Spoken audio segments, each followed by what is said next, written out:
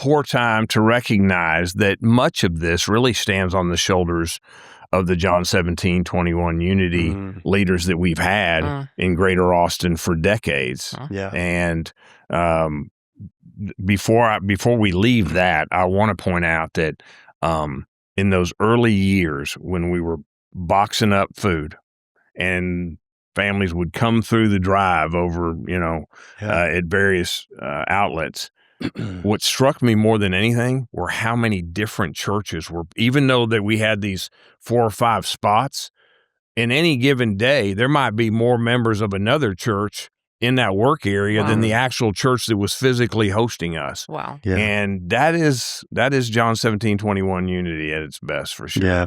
Really Amen. good. Y'all have both spoken about some of the keys to bringing different churches. You were saying, I mean, there's differences in churches, right? Clearly. Yeah. But some of the keys have been building that trust. Mm-hmm. What are some of the other ones? Discovering each other's gifts. Yes. Like, what do you Yeah. do? Yeah. I remember the first time I met Doug James was I was leading an initiative to do backpacks for kids in our school. I mean, in our church. We're going to do our celebration backpacks of celebration or whatever we called it, and I needed 1,000 backpacks. And somebody said, well, do you know Doug James? I think that, so I called Doug and, oh yeah, we're ordering, our 3,500. And I think if we order them together, we can actually get a better price. And so we did that. It was like less than half the price for a better backpack. And it's just things like that. It's like, man, we can get better backpacks. We can get better ministries if we do it in a way that it's connected, right? Yes. Think about foster care, homelessness, food insecurity. We're not the Charlie Center. Yeah. We are not Mobile O's and Fishes. Right. But we can do that with a lot of other people. Yes. That can honestly glorify God through this ministry. Collective collaboration. Amen. You got it. Yeah, it's big. That's really good. And so, intellectually, you can kind of go, okay, so they build trust and they recognize the gifts. But the reason I'm asking this question is because if other communities are going to learn this, because we don't see it, the unity that we'd like to see in the church. Right. And yet that was paramount to our Savior. Yeah.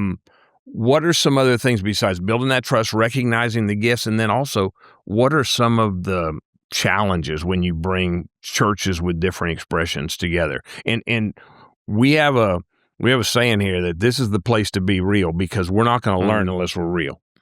Yeah. I mean, you have, of course, political differences in churches. As DZ said, like our church doesn't look like Celebration, but there's also churches in the city that don't look like our church, that don't look like, we don't look like each other's churches. And so that makes, okay, are we going to come in with different perspectives of how to do the work that we're wanting to do?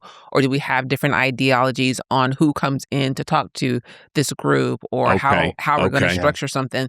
And so differences in how to, but that's okay too. Like, I think what was special about what happened with ATX Outreach is we kept showing up. And that's a lesson learned, right? It's no matter, and even when it's hard, even when you feel like the political climate is going to be, not so great, you keep showing up for people and for each other, and that changes the game. It changes how you can impact others. Even when it's uncomfortable, you show up. Yes. Yeah. See what happens. Yes. That's good.